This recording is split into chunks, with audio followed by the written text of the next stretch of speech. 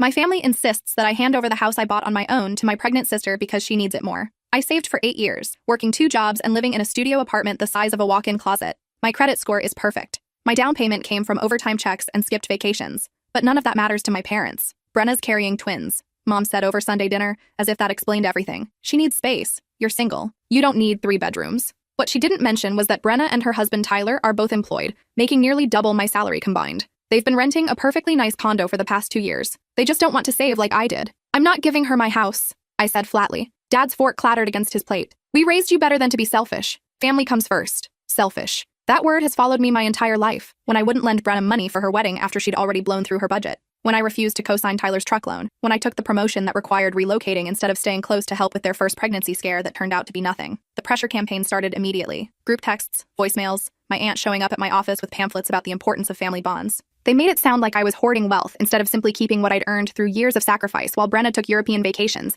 and bought designer furniture. Just think about it, Mom pleaded during her 3rd call that week. You could move back into an apartment. Brenna needs to nest. I blocked everyone for a week to think clearly. During that time, I found something interesting while reviewing paperwork from when Dad had co-signed my first student loan. He'd forged my signature on a credit card application when I was 19. The charges totaled $6,400, mostly at golf courses and restaurants. He'd been making minimum payments from my account for 3 years before I discovered it and paid it off myself. I'd never confronted him, just quietly handled it and moved on. The family peace was worth more than the fight, or so I thought. When I finally agreed to meet them for coffee, I brought documents. Every text message, every guilt trip, every instance where they'd chosen Brenna over the past decade. I also brought my lawyer. I'm not giving Brenna the house, I announced, but I am suing Dad for identity theft and fraud related to the credit card incident. Mom went pale. Brenna started crying. Dad said I was being dramatic. You can drop the house demands or I file Monday morning, I said calmly. The statute of limitations hasn't run out. I have bank statements, credit reports, and the forged signature. The coffee shop went silent. That's when Brenna said something that changed everything. You always do this. You hold grudges. You know what?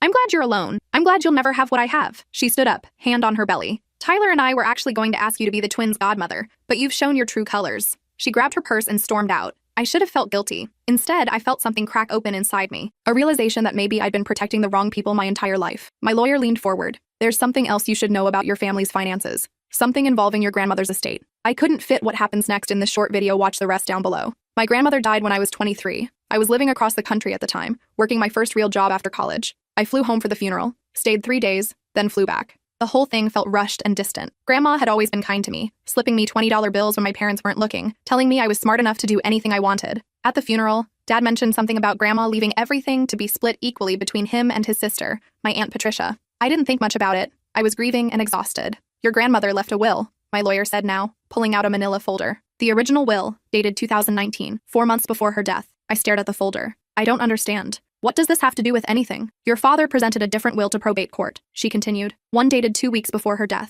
supposedly replacing the original. That second will left everything to your father, cutting out your aunt entirely. My mouth went dry. Aunt Patricia got nothing? Nothing. Your father claimed your grandmother had changed her mind because your aunt had become estranged from the family. But I did some digging after you mentioned the credit card fraud. It made me curious about other potential financial irregularities. She slid the folder across the table. Inside was a photocopy of Grandma's original will. My hands shook as I read it. The estate was supposed to be divided 4 ways, 25% to Dad, 25% to Aunt Patricia, 25% to me, 25% to Brenna. I was supposed to inherit a quarter of her estate, approximately $340,000, my lawyer said quietly. Your sister was supposed to receive the same. Your father submitted a forged will that gave him everything, then presumably distributed funds to your sister without telling you. The coffee shop tilted. I gripped the table edge. Mom was staring at the document, her face ashen. She hadn't known. I could see it in her eyes. She'd married a man who'd robbed his own children. That's insane, Dad said, but his voice cracked. That's not— Mom changed her will. She told me she wanted me to handle everything. Then you won't mind if we compare signatures with known samples, my lawyer said pleasantly. Or if we request a handwriting analysis.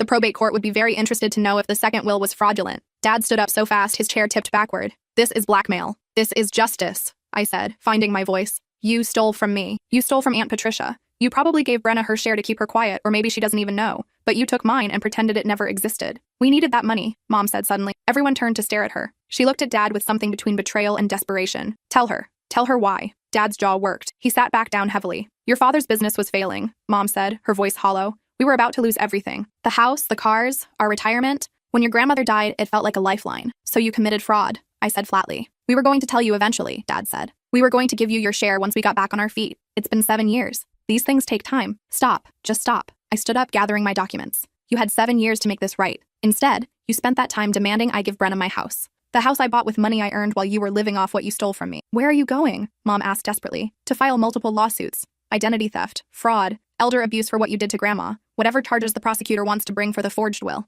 I looked at Dad. You're going to prison, and I'm getting every penny back. I walked out of that coffee shop and didn't look back. The next morning, I called Aunt Patricia for the first time in 7 years. We'd lost touch after Grandma's funeral. Dad had told me she was angry and difficult, that she'd caused problems during the estate settlement. Another lie. Hello? Her voice was cautious. Aunt Patricia, this is your niece. We need to talk about Grandma's will. There was a long pause. I've been waiting for this call for 7 years. Turned out, Aunt Patricia had suspected the will was forged from the beginning. The signature looked wrong. The timing was suspicious, and it didn't match anything Grandma had told her about her final wishes. But she didn't have the money to fight Dad in court. She'd been working as a teacher, recently divorced, struggling to stay afloat. Dad knew she couldn't afford a legal battle. He counted on me being too poor to fight back, Aunt Patricia said bitterly. And he was right. Not anymore, I told her. I have a lawyer. We have evidence. And we're taking him down. We met 2 days later at my new house, the one my family wanted me to give away. Aunt Patricia walked through it slowly, touching the granite countertops, admiring the built-in bookshelves. You did this on your own, she said softly. No help from anyone. I didn't know I was supposed to get help. Dad never mentioned the inheritance. She turned to look at me, and I saw tears in her eyes. Your grandmother loved you so much. She told me she was leaving you that money specifically for a house. She wanted you to have something that was truly yours, something your parents couldn't control or influence. She knew what they were like. The words hit me like a physical blow. Grandma had seen it. She tried to protect me even after death, and Dad had stolen that protection away. We're getting it back, I said. All of it. The lawsuits took 8 months to wind their way through the courts. During that time, my family fell apart in spectacular fashion. Mom filed for divorce after discovering Dad had also been siphoning money from their joint accounts to pay off gambling debts. The credit card fraud from when I was 19 wasn't an isolated incident. It was a pattern. He'd been stealing from everyone around him for years. Brenna called me crying 3 weeks after the coffee shop confrontation. Tyler had found out about the inheritance money and the potential fraud charges. He'd consulted his own lawyer, worried about being implicated in any financial crimes. His lawyer told him to distance himself immediately. Tyler's leaving me, Brenna sobbed. He says he can't be married to someone whose family is under criminal investigation. It'll ruin his career. I felt nothing. No sympathy. No satisfaction. Just emptiness. I didn't know, Brenna insisted. About the will. About any of it. Dad just gave me $80,000 5 years ago. Said it was an early inheritance, that Grandma wanted me to have it. I used it for the wedding and the down payment on our condo. You got your share, I said quietly. I got nothing. I didn't know you were supposed to get anything, she whispered. I swear. I thought it was just extra because I was getting married. I thought, God, I'm so sorry. You told me you were glad I was alone. You said I'd never have what you have. Silence on the other end of the line. I was angry, she finally said. You were threatening Dad. I didn't understand. You weren't supposed to understand. You were supposed to trust me. We're sisters. Can you forgive me? I thought about the 8 years I'd spent working 2 jobs. The studio apartment where I couldn't fully extend my arms. The nights I'd eaten ramen so I could put another $200 toward my down payment. All while Brenna and Tyler had taken weekend trips to Napa and renovated their condo with money that was supposed to be mine. No, I said. I don't think I can. I hung up. The criminal case against Dad moved faster than the civil suits. The prosecutor was a middle-aged woman whose own mother had been the victim of elder financial abuse. She went after Dad with everything she had. Forging a will, elder exploitation, identity theft for the credit card, fraud. The charges stacked up like dominoes. Dad's lawyer tried to negotiate a plea deal. No prison time, just probation and restitution. The prosecutor laughed in his face. Your client defrauded his own dying mother and stole from his children, she said during the hearing I attended. There's a special place in hell for people like him. But first there's a place in Rikers. Dad got 6 years. Mom, who'd genuinely been unaware of the extent of his crimes, got nothing. She'd been another victim. Another person Dad had manipulated and lied to. The civil suit took longer. Dad had already spent most of the inheritance money. The business had failed anyway, despite his fraudulent infusion of cash. The house was mortgaged to the hilt. There was almost nothing left to recover, except Brenna's condo. My lawyer explained it carefully. The down payment came from stolen funds. Legally, we can force a sale to recover those assets.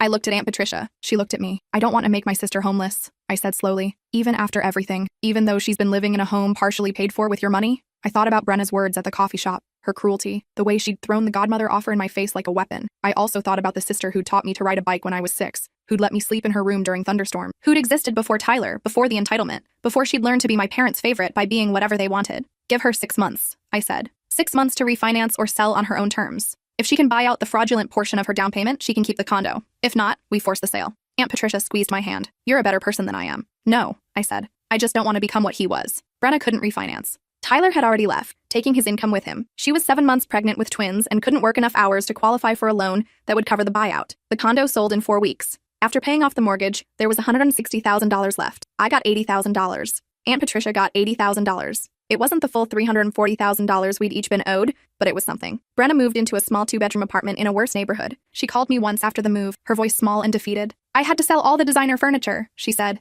Everything from the condo, it didn't fit. and I needed the money. The twins will be here in 6 weeks, and I don't have anything. No crib, no changing table, nothing. I waited for the guilt to come, the family obligation. The voice of my parents telling me blood was thicker than water, that sisters had to stick together. It didn't come. You should call some charities, I said. There are organizations that help single mothers. I'm not a single mother. Tyler and I are just... He filed for divorce, Brenna. You are a single mother. She was crying now. This isn't how it was supposed to be. I was supposed to have the perfect family, the perfect house. You were supposed to be the sad single one who never got it together. There it was. The truth she'd been too polite to say before. Goodbye, Brenna. I blocked her number after that. The $80,000 from the condo sale went straight into my savings account. Combined with my own savings, I finally had the emergency fund I'd been dreaming of for years. 6 months of expenses, security, freedom. I could finally breathe. Aunt Patricia and I started meeting for dinner once a month. She told me stories about Grandma that I'd never heard. About how Grandma had worked 3 jobs to put Dad through college, how she'd sacrificed everything for her children, how she'd been disappointed when Dad had turned out the way he did. She never said it directly, Aunt Patricia explained, but I could see it in her eyes when he'd show up asking for money. She knew he'd never pay it back. Why did she leave him anything at all? Because he was her son. She loved him even though he'd disappointed her.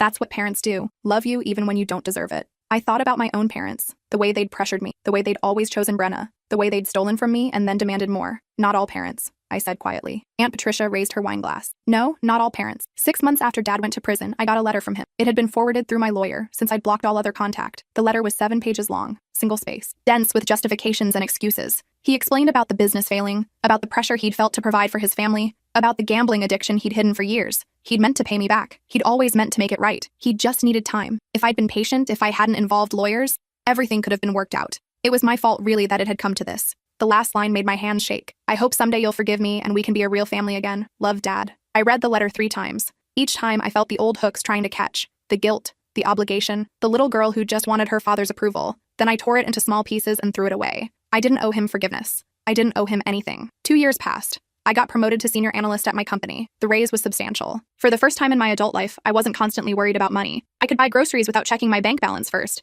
I could replace my worn-out work shoes without budgeting for 2 months. It felt surreal. I started dating someone I'd met at a work conference. His name was Desmond, and he was kind and stable, and had no interest in using me for money or connections. On our 4th date, I told him about my family, about the lawsuits and the fraud and the estrangement. That sounds lonely, he said simply. No judgment, no pressure to reconcile, just acknowledgement. It is, I admitted. Sometimes I miss having a family, even a terrible one. There's this empty space where they used to be. So, fill it with something better. I started volunteering at a local women's shelter, teaching financial literacy classes, how to build credit, how to save, how to spot financial abuse before it trapped you. The women who came to my classes had escaped situations worse than mine. Domestic violence, economic coercion, partners who'd controlled every penny and left them with nothing. They thanked me with tears in their eyes, clutching the handouts I'd prepared about opening secret bank accounts and hiding emergency cash. I understood them in a way I never had before. One evening, a young woman approached me after class. She couldn't have been older than 22. My family wants me to give them my paycheck every month, she said. They say it's my duty since I'm living in their house rent-free, but I can't ever save. I can't ever leave. I saw myself at 19,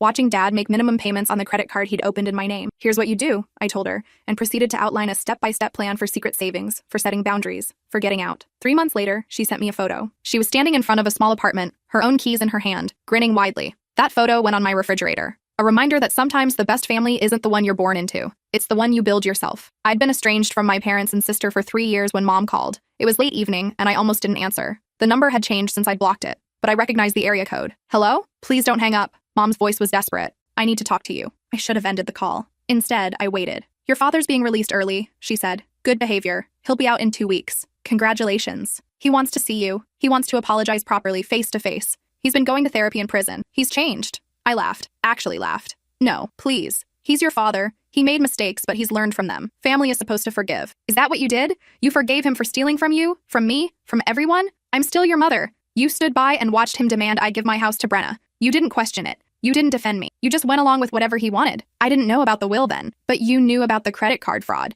You knew he'd forged my signature and stolen from me when I was 19. I mentioned it at the coffee shop and you barely blinked. You'd known all along, hadn't you? Silence. Hadn't you? We were trying to protect you, she whispered, from the burden of knowing what he was capable of. You mean you were trying to protect him, to keep me from filing charges, to maintain the illusion of a normal family while he destroyed me from the inside. That's not fair. I don't care about fair. I care about truth. And the truth is that you chose him over me, every single time. He's sick. The gambling addiction, the lying, it's a disease, and I'm done being infected by it. I felt surprisingly calm. Don't call this number again. If Dad wants to apologize, he can write a letter. I probably won't read it, but at least it won't interrupt my evening. I hung up. Desmond looked up from his book. Your mom? Yeah. How do you feel? I thought about it. Tired, but okay. He nodded and went back to reading. He didn't need to make a big deal out of it. He understood that sometimes the right thing to do was simply witness and accept. That's what love looked like, I realized. Not grand gestures or dramatic declarations, just quiet understanding, just showing up, just believing someone when they said they were okay or not okay, and responding accordingly. Dad got released 3 weeks later. I found out because Aunt Patricia called to warn me. He's been asking around about where you live, she said. He knows what city you're in. I think he might try to show up. Let him try. I'd already changed the locks and installed a security system. My neighborhood had a gate code. I'll call the police if he shows up. He thinks you owe him a chance. I owe him nothing. 2 days later, I came home from work to find Dad sitting on the curb outside my gate. He looked older, grayer. Prison had carved lines into his face that hadn't been there before. I parked my car inside the gate and walked over to the intercom. You need to leave. I just want to talk. His voice was raspy. 5 minutes. No, I'm your father. You're a felon who committed fraud and identity theft against. That's what you are now. The father part ended when you forged Grandma's will. I made mistakes. I was desperate, but I paid for them. I did my time. You did part of your time. You still owe me 3 years of sleep I lost, 8 years of struggle I endured, and an entire inheritance you stole. You'll never pay enough time for that. He stood up, gripping the gate bars. I'm still your father. That has to mean something. It means I know exactly how little I can trust you. It means I know that given the choice between doing the right thing and taking the easy way out, you'll always choose yourself. It means I've spent 3 years building a life without you, and it's been the best 3 years of my adult life. His face crumpled. Please. I've changed. I'm in therapy. I'm going to AA meetings. I'm trying to be better. Good. Be better for yourself. Be better for Mom if she's stupid enough to take you back. But don't ask me to be the test case for your redemption story. I'm not a character in your narrative about overcoming adversity. I'm the person you victimized. You can't hold a grudge forever. Watch me. I walked back to my car, drove through the gate, and closed it behind me. In my rearview mirror, I could see him still standing there, shoulders slumped, looking lost. I felt nothing. That evening, I blocked his new number. Then I called my lawyer to get a restraining order drafted, just in case. You're really done with them, Desmond observed. It wasn't a question. I'm really done. He kissed my forehead. Good. 4 years after the coffee shop confrontation, Brenna reached out through a mutual friend. She'd been sober for 18 months and was working through her steps. She wanted to make amends. The mutual friend, Callie, called me first. I know you're not in contact with your sister, but she's really trying to get her life together. The twins are in preschool now. She's working full-time. She's taking accountability. That's great for her. She wants to apologize to you, properly. She can write a letter. She'd prefer to do it in person. I'm sure she would, but I don't owe her my presence. If she wants to apologize, she can write it down. If it's genuine, I'll know. The letter arrived 2 weeks later. It was 4 pages long, handwritten. No justifications, no excuses. Just a straightforward accounting of how she'd treated me, how she'd been entitled and cruel, how she'd benefited from stolen money while I'd struggled. She didn't ask for forgiveness. She just said she was sorry and that she understood if I never wanted to speak to her again. She hoped I was happy. She hoped I'd found peace. The twins were named Oliver and Sophie. They loved dinosaurs and painting. Tyler sent child support but had remarried and started a new family. He saw them twice a month. She was dating someone new, a man named Grant who knew about her past and didn't judge her for it. They were taking things slow. She'd gotten her real estate license and was doing well. She'd saved enough to put a down payment on a small house in a decent school district. She was building something for herself and her children. No one else's money. No one else's help. I think about you sometimes, she wrote at the end. I wonder if you ever think about me, if you ever miss having a sister. I miss having you, but I understand why you're gone. I drove you away. I chose wrong, over and over. I don't expect you to forgive me. I just wanted you to know that I see it now. I see what I did, and I'm sorry. I read the letter 3 times. Then I put it in a box in my closet, with all the other artifacts of my old life. I didn't respond. A month later, I got an invitation to Aunt Patricia's wedding. She was marrying her longtime girlfriend, Diane, who I'd met several times at our monthly dinners. The ceremony would be small, just close friends and family. Family. The word didn't hurt anymore. I went to the wedding with Desmond. Aunt Patricia cried when she saw me. We danced together, her in her elegant navy suit, me in a green dress I'd bought without checking the price tag first. I'm so glad you're here, she said. You're the only blood family I have left that I actually want to know. What about Dad? He sent a card. I threw it away. She smiled. Some bridges are meant to burn. What about Brenna? I invited her. She declined. Said she didn't think you'd want her there. She was right. Aunt Patricia squeezed my hand. You don't have to forgive her, you know. Not ever. Not even if she spends the rest of her life making amends. You get to decide what's best for you. I know. And you're okay with your decision? I watched Diane laughing with her friends. Watched Desmond chatting easily with the caterer about food allergies. Watched this chosen family celebrate love in all its messy, imperfect glory. I'm more than okay, I said. 5 years after the coffee shop. I'd been with Desmond for 3 of those years. We'd moved in together, adopted a dog, and built a life that felt steady and real. I'd been promoted again. Aunt Patricia and Diane had become regular fixtures in our lives, coming over for Sunday dinners where we cooked elaborate meals and talked about everything and nothing. I rarely thought about my parents or Brenna anymore. They'd become historical figures, people I used to know, characters in a story about someone else's life. Then I got an email from an address I didn't recognize. The subject line read, "You should know." Inside was a single line. "Your father is dying. Pancreatic cancer. Weeks, maybe days. He's asking for you." The email was signed by someone named Evelyn, who identified herself as Dad's hospice social worker. I stared at the email for a long time. Desmond came into my office. "You okay? You've been quiet." I showed him the email. "What do you want to do?" he asked. I don't know. That was the truth. I'd imagined this moment before. Thought about what I'd feel when one of my parents eventually died. I'd expected rage or satisfaction, or at least some sense of closure. Instead, I felt numb, distant, like I was reading about a stranger's life. Do you want to go see him? Desmond pressed gently. I don't think so. Are you sure? I don't owe him a deathbed reconciliation. I don't owe him the comfort of my forgiveness so he can die feeling like he made things right. He didn't make things right. He just ran out of time. Okay. That's it? Just okay? Desmond shrugged. It's your decision. I'll support whatever you choose.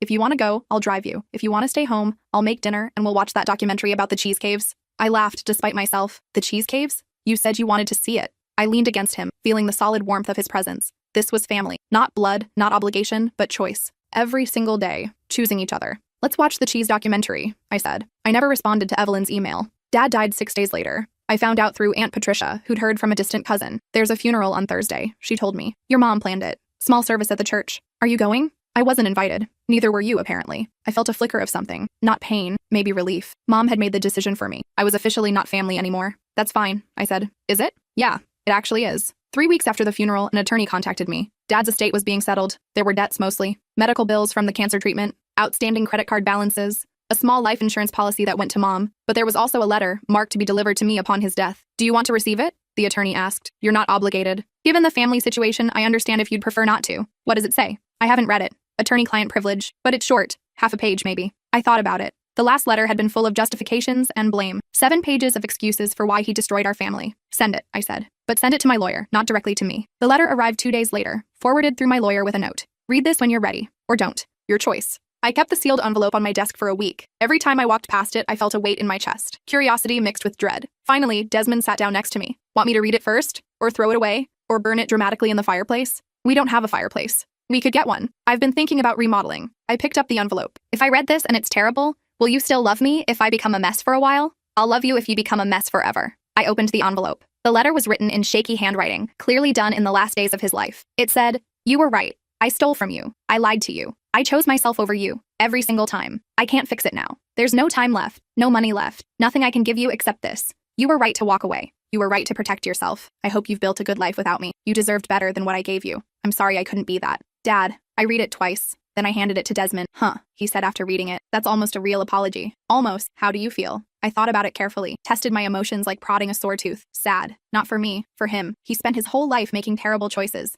and in the end, all he could do was admit it. But admitting it didn't change anything, didn't give me back those years, didn't undo the damage. Are you going to forgive him? No, but I'm not going to carry him anymore either. He's gone. I can finally put the whole thing down. I folded the letter and put it in the box with Brenna's apology letter, Grandma's original will, and all the court documents from the lawsuits. Then I put the box in the back of my closet, behind winter coats and old shoes, out of sight. Not forgotten, but not front and center anymore. Just part of my history. Not my present, not my future. 6 months after Dad died, I ran into Brenna at a grocery store. It was completely random. I was buying cheese for a dinner party. She was in the pasta aisle with 2 small children who looked exactly like her. We froze when we saw each other. Hi, she said cautiously. Hi. The twins, they had to be the twins, they looked about 5 now, stared at me with open curiosity. Who's that? One of them asked. Brenna's face flushed. This is my sister. You have a sister? Yes, we don't see each other very often. I should have walked away. Instead, I crouched down to their level. Hi, I'm your aunt. Their eyes got wide. We have an aunt? Apparently. Do you have kids? The other twin asked. No, just a dog. His name is Ranger. We want a dog, they said in unison. Brenna looked exhausted. Her hair was pulled back in a messy bun. She wore workout clothes that had seen better days.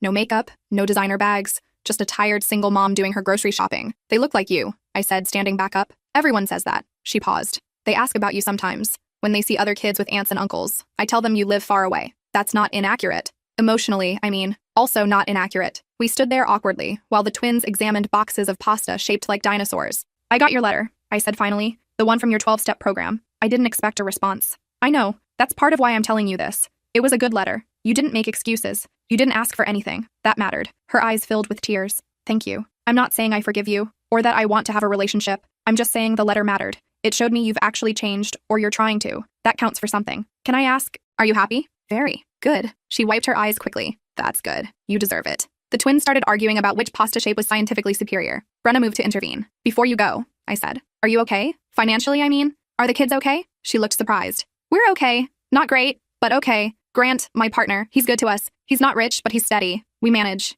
If you ever need help, serious help, emergency help, Aunt Patricia has my number. I couldn't ask you. I'm not offering to fund your lifestyle. I'm offering to make sure your children have food and heat and safety. There's a difference. She nodded, crying openly now. Thank you. Don't make me regret it. I walked away before she could respond, before I could change my mind, before the old guilt could hook me and drag me back into the dysfunction. In the parking lot, I called Desmond. I just saw Brenna. How was it? Weird? Sad? Okay, I think. Do you want to talk about it? I want to go home, play with Ranger, and eat all the fancy cheese we bought. That sounds perfect. It was perfect. The rest of the evening, the rest of my life, all of it stretching out ahead of me without the weight of my family's expectations crushing down. 7 years after the coffee shop confrontation, Aunt Patricia called with news. Mom had died. Heart attack. Quick and unexpected. The funeral is next week, she said. Your mother's sister is organizing it. Not your father's family. What's left of them anyway. Are you going? I thought about Mom. The way she'd stood by while Dad demanded I give away my house. The way she'd known about the credit card fraud and never said anything. The way she'd chosen him over and over until there was nothing left to choose. But I also thought about the small moments. Her teaching me to braid my hair. Her proud smile at my college graduation. The way she'd cried when I moved away from my first job. Not because she was sad, but because she was worried I wouldn't be able to handle being alone. She'd loved me, in her way. It just hadn't been enough. I'll go, I said. The funeral was small, maybe 20 people.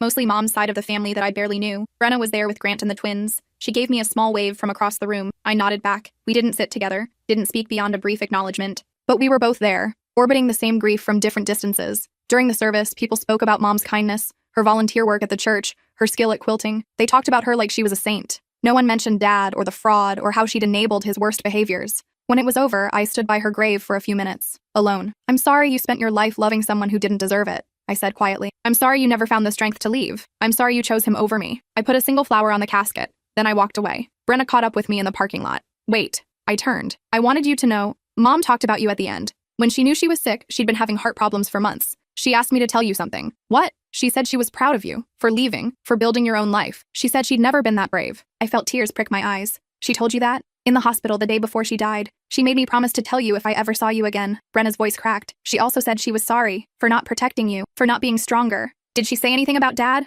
About what he did? She said she knew. She'd always known. She just didn't know how to stop loving him, even when he was destroying everything. I nodded. That sounded like Mom, trapped by her own heart. Thank you for telling me, I said. Thank you for coming. It would have meant something to her. We stood there in the parking lot, two sisters who barely knew each other anymore, sharing a moment of genuine connection for the first time in 7 years. Your kids are beautiful, I said finally. They're a handful, she smiled. But they're mine. I did that. I built that. Good for you. Good for you too. Aunt Patricia says you're doing really well, that you're happy. I am. I'm glad. Really glad. I got in my car. Brenna got in hers. We drove in different directions, back to our separate lives. I never saw her again. 8 years after the coffee shop, Desmond and I got married. It was a small ceremony in our backyard with 30 people we actually loved. Aunt Patricia officiated. Diane cried through the whole thing. My friends from work came. My volunteers from the women's shelter came. One of them brought her 3-year-old daughter, the child she'd had after leaving an abusive situation with my help. No one from my original family was there. I didn't miss them. During the reception, Aunt Patricia pulled me aside. I've been thinking about your grandmother a lot today. She would have loved this. Loved seeing you this happy. I wish she'd been here. She is here.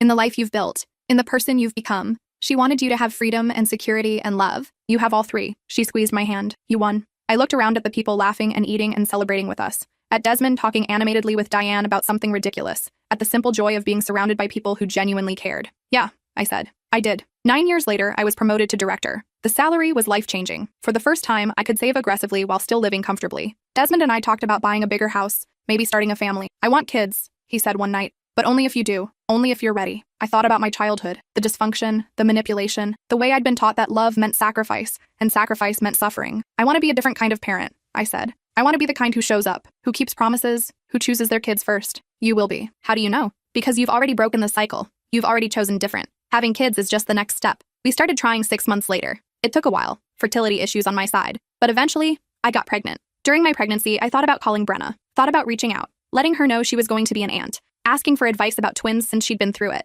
I never made the call. Some bridges were meant to stay burned. Our daughter was born on a Wednesday morning in April. We named her Margaret, after my grandmother. Maggie for short. She had Desmond's eyes and my stubborn chin. She was perfect. Aunt Patricia and Diane came to visit in the hospital. They brought flowers and balloons and tears of joy. Your grandmother would have loved her, Aunt Patricia whispered, holding Maggie carefully. I know. Are you going to tell Brenna? No. What about when Maggie asks about cousins, about extended family? I looked at my daughter, sleeping peacefully in Aunt Patricia's arms. I'll tell her the truth, that sometimes family hurts you, and when that happens, you have to choose yourself. I'll tell her about Grandma, and how she tried to protect me even after death. I'll tell her about you and Diane, about chosen family, about how love is a verb, not a noun. That's a lot of complicated truth for a baby. She'll grow into it. Maggie did grow into it. By the time she was 5, she understood that some people had big extended families with lots of cousins and grandparents, and some people had smaller families that were just as complete. Do I have cousins? She asked once. Technically, yes. But we don't see them. Why? Because their mom and I had a disagreement a long time ago, and we decided it was healthier to stay apart. Was she mean to you? Sometimes.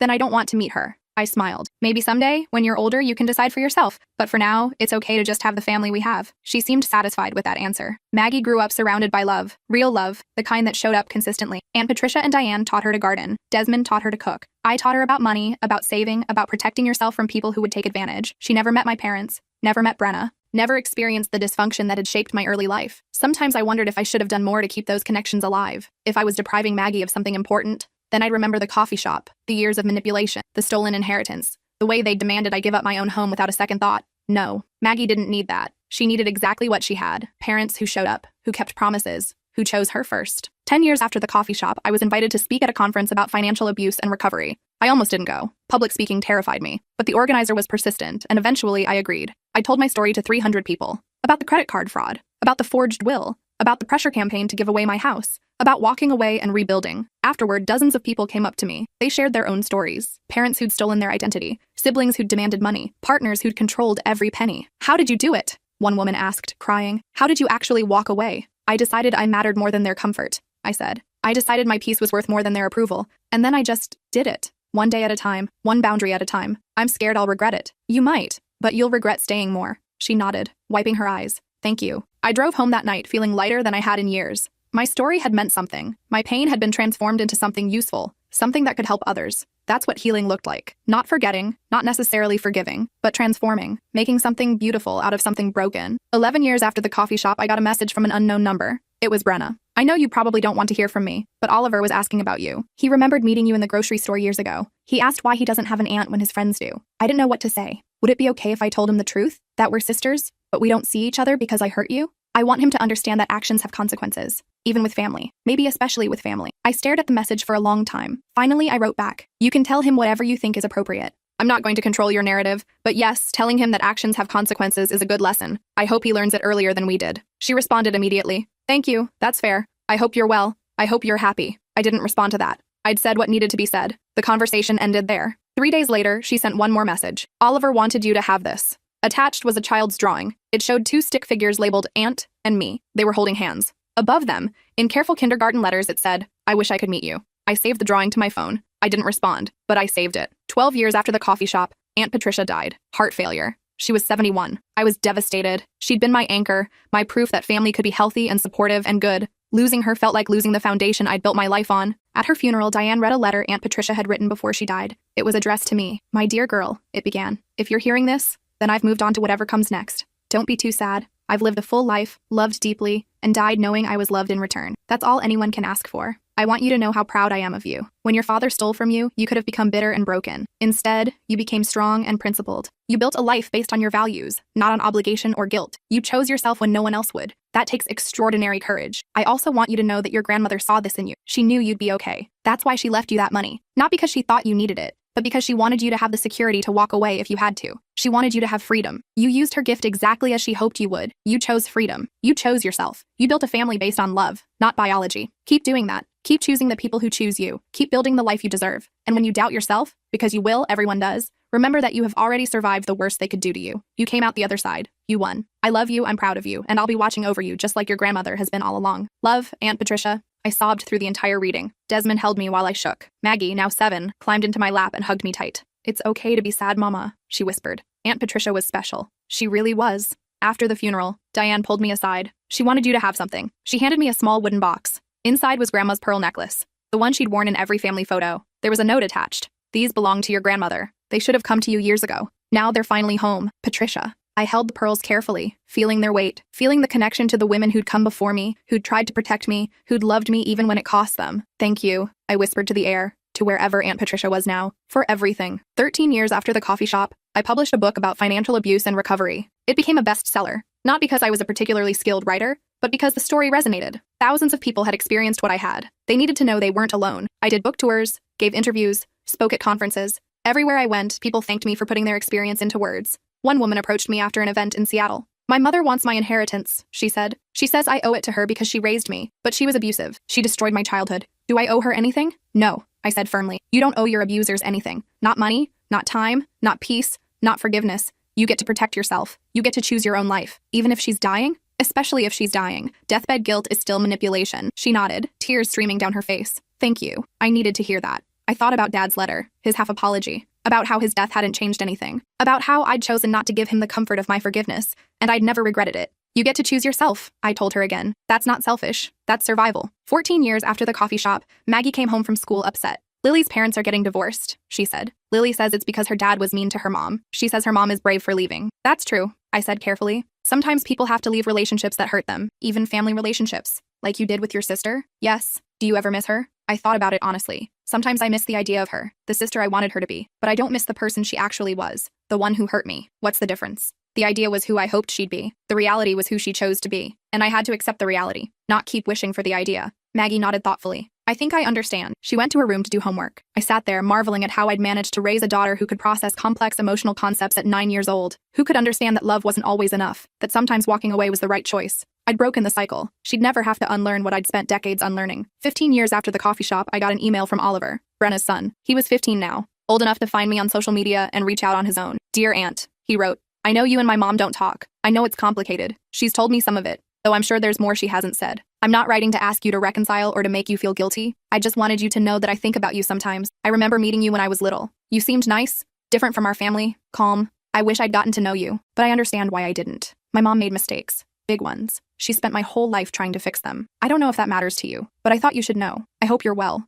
I hope you have a good life. Maybe someday, if you're ever willing, I can meet my cousin. Mom says I have one, a girl, around my age, I think. It would be nice to have more family, but I understand if that's not possible. Take care, Oliver. I read the email 3 times. Then I showed it to Desmond. What do you think? I think that's a thoughtful kid who didn't do anything wrong. His mother did. He's not his mother. I thought about the sins of the father, about how I'd vowed never to punish children for their parents' mistakes, about how the cycle of dysfunction only continued if we let it. I don't know if I'm ready, I said. Then don't be ready. Tell him maybe someday. Keep the door open without walking through it yet. I wrote back to Oliver that night. Thank you for reaching out. You're right that it's complicated. Your mother and I have history that can't be easily resolved, but you didn't cause that history. You're your own person. I'm not ready for a relationship right now, but I appreciate you writing. If you want to write again in the future, I'll read it. Maybe someday, when you're older, we can meet. Until then, I wish you well. And yes, you have a cousin. Her name is Maggie. She's a good kid. Take care of yourself. Your aunt. He wrote back immediately. Thank you for responding. That's more than I expected. I'll respect your boundaries. But I'm glad you exist. I'm glad Maggie exists. It makes me feel less alone somehow.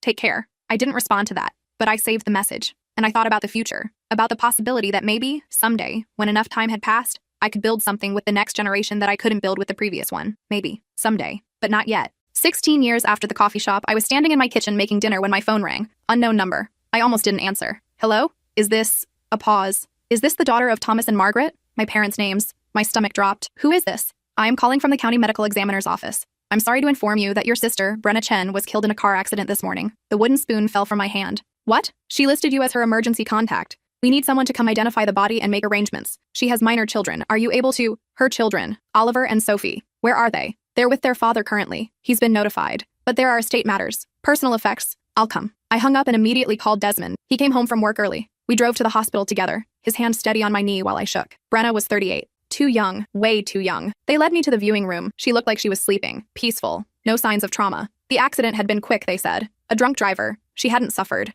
That's her, I confirmed, my voice hollow. They handed me a bag of personal effects. Her wallet, her phone, her wedding ring. She'd remarried Grant 3 years ago, I learned later. A photo of the twins from when they were little, tucked in her wallet. I sat in the hospital waiting room and went through her phone. The passcode was still 1234, the same one she'd had in her 20s. Some things never changed. Her texts were full of messages to the twins, reminders about homework, inside jokes. Love you to the moon and back, she'd sent to Oliver that morning, an hour before the accident. Her last message to me was from 3 years ago, the drawing Oliver had sent. She'd never deleted our conversation thread, even though I'd never responded after that. I found myself crying, not for the sister I'd had, but for the sister I'd lost long before today. For the chance at reconciliation that would now never come. For Oliver and Sophie, who'd lost their mother. For the waste of it all. Desmond put his arm around me. I'm sorry. I didn't think I'd care this much. She was still your sister. You're allowed to grieve. The funeral was large. Brenna had built a life in the community. She had friends, colleagues, people who'd loved her. Grant spoke, crying openly. She spent years making amends for past mistakes, he said. She became the person she always should have been. She was a good mother, a good partner,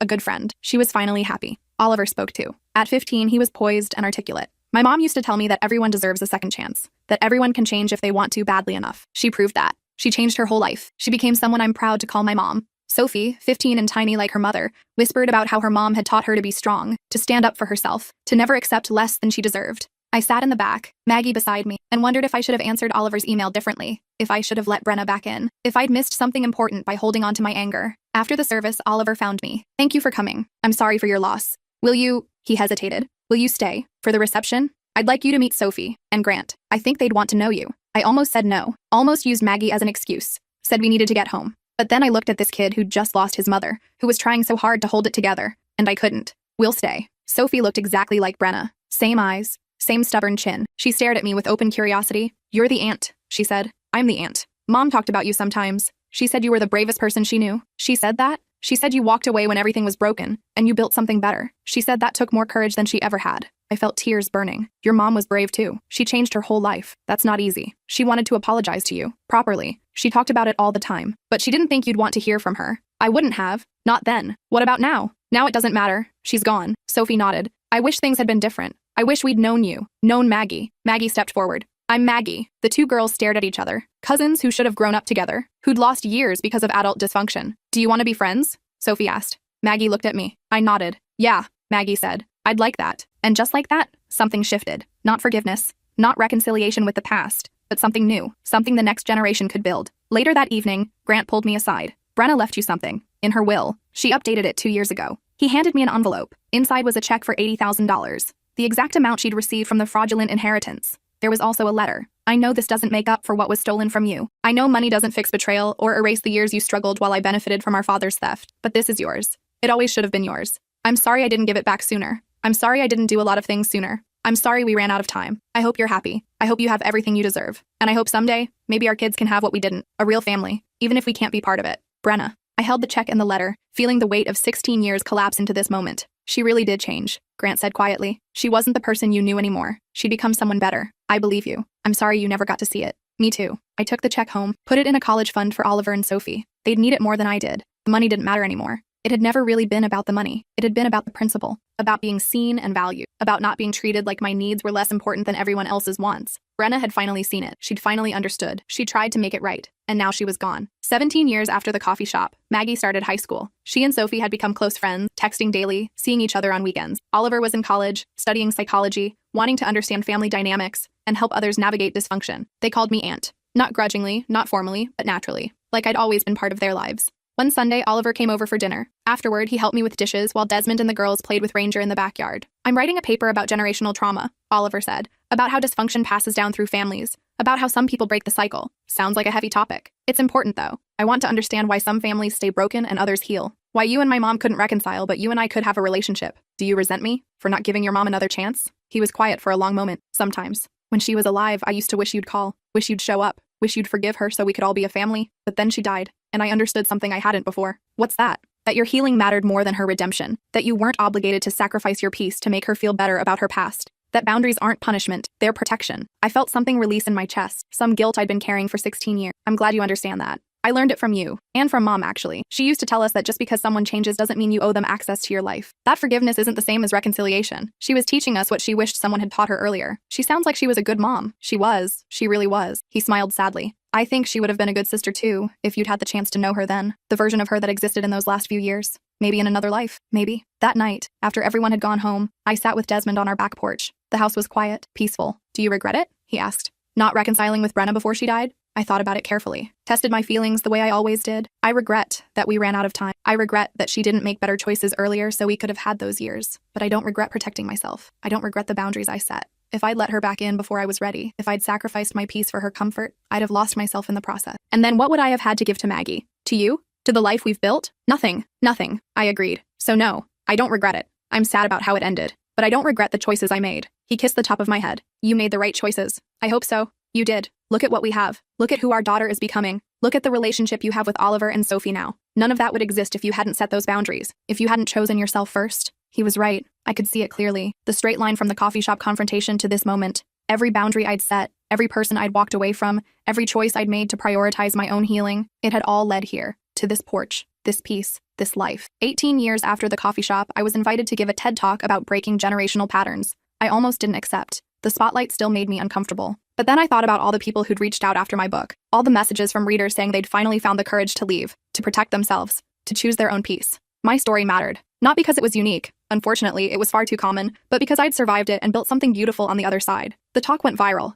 Millions of views. Thousands of comments from people sharing their own experiences with family dysfunction and estrangement. You made me realize I'm not a bad person for cutting off my toxic parents, one person wrote. You showed me that healing is more important than fixing relationships that can't be fixed, wrote another. Thank you for giving me permission to choose myself, said a third. Permission, that's what people needed. Permission to protect themselves. Permission to walk away. Permission to prioritize their own healing over everyone else's comfort. I'd given them that, just by telling my truth. 19 years after the coffee shop, Maggie graduated high school. She'd been accepted to multiple top universities with full scholarships. She'd grown into an incredible young woman, confident, compassionate, grounded. At her graduation party, I stood back and watched her laughing with friends, talking animatedly about her plans to study social work, specifically to help children in dysfunctional families. Sophie was there too, celebrating alongside her cousin. Oliver had driven in from grad school to attend. Grant came up beside me. Brenna would have been so proud, he said quietly. I think so too. I never got to thank you properly for accepting the kids into your life, for giving them family when they'd lost so much. They're good kids. It wasn't hard. Still, it mattered. You mattered. To them and to Brenna, even if she never got to tell you that properly. I watched Maggie and Sophie take a selfie together, arms around each other, grinning at the camera. We broke the cycle, I said. You broke the cycle, Grant corrected. You showed all of us how. 20 years after the coffee shop, I was sitting in my home office, now a grandmother myself. Maggie had married her college sweetheart and had a baby girl named Patricia, after Aunt Patricia. I was writing my second book, this one about the long-term effects of estrangement and how to navigate complicated family situations with the next generation. My phone rang. Unknown number, but I'd gotten better about answering over the years. Hello? Hi, this is Oliver. I'm calling from the hospital. Sophie had her baby. A boy. 8 pounds, 3 ounces. Everyone's healthy. That's wonderful news. She wants to know, would you come meet him? She's naming him Thomas, after our grandfather, but she wants you to be there. She says it's important that he knows his whole family from the beginning. Thomas. Dad's name. After everything he'd done, Sophie was still honoring him, still finding a way to acknowledge the complicated mix of good and bad that made up their family history. I'll be there in 20 minutes. At the hospital, I held my great-nephew and looked into his tiny face. He had Brenna's eyes. My eyes. The family resemblance unmistakable. Sophie was exhausted but glowing. Thank you for coming. Thank you for inviting me. I want him to know you. I want him to grow up understanding that family is complicated, but that doesn't mean we give up on it entirely. That sometimes we have to protect ourselves, but sometimes we get second chances with the next generation. That's a wise way to look at it. I learned it from you, and from my mom. From both of you, actually. You showed us how to walk away when we need to. She showed us how to change and grow. Between the two of you, we learned how to be whole people. I stayed at the hospital for 2 hours, holding baby Thomas, talking with Sophie and Oliver about their lives, their plans, their hopes for this new generation. When I finally left, I sat in my car in the parking lot and cried. Not from sadness, from something else. Something like resolution. I'd survived my family's dysfunction. I'd protected myself. I'd set boundaries. I'd walked away when I needed to. I'd built a life based on my values, not on obligation. And now, 20 years later, I was watching the next generation build something different, something healthier, something that honored both the pain and the healing. The cycle was broken, for good this time. I drove home to my own family. Desmond, Maggie, her husband, and baby Patricia. They were in the backyard, grilling dinner, laughing at something silly. This was my family, not the one I'd been born into, but the one I'd built, through choice, through boundaries, through decades of choosing myself first, so I'd have something left to give to the people who deserved it. 20 years after the coffee shop confrontation, I'd finally made peace with it all. Not forgiveness. I still didn't owe anyone that, but peace. Understanding that everyone in my original family had been doing their best, even when their best was terrible. Understanding that I'd made the right choices for me, even when those choices hurt. Understanding that sometimes the bravest thing you can do is walk away. And the second bravest thing is to let the next generation build the bridges you couldn't. I'd done both. And I was finally, completely, at peace. That evening, sitting around the dinner table with my chosen family and the beginnings of reconciliation with the next generation, I thought about Grandma's original will, the 25% she'd left me, specifically for a house of my own, security, freedom. I'd gotten that house. Not from her money, that had taken years to recover, but from my own work, my own sacrifice, my own determination. And in the end, that was better, because I'd proven to myself that I could survive without them. I could thrive without them. I could build something beautiful without their approval, their support, or their validation. I'd chosen myself. Every single day for 20 years, I'd chosen myself. And that made all the difference. As I looked around the table at faces that smiled back at me with genuine love, with respect, with acceptance, I realized something profound. I'd won. Not because I'd destroyed my original family or gotten perfect revenge, but because I'd built something better in their place. I'd taken the broken pieces they'd left me with and created a mosaic more beautiful than anything they'd ever given me. That was the real victory. Not vengeance. Not even justice. Just healing. Just peace. Just choice. Every single day, choosing the life I wanted instead of the life they'd demanded. That was enough. That was everything.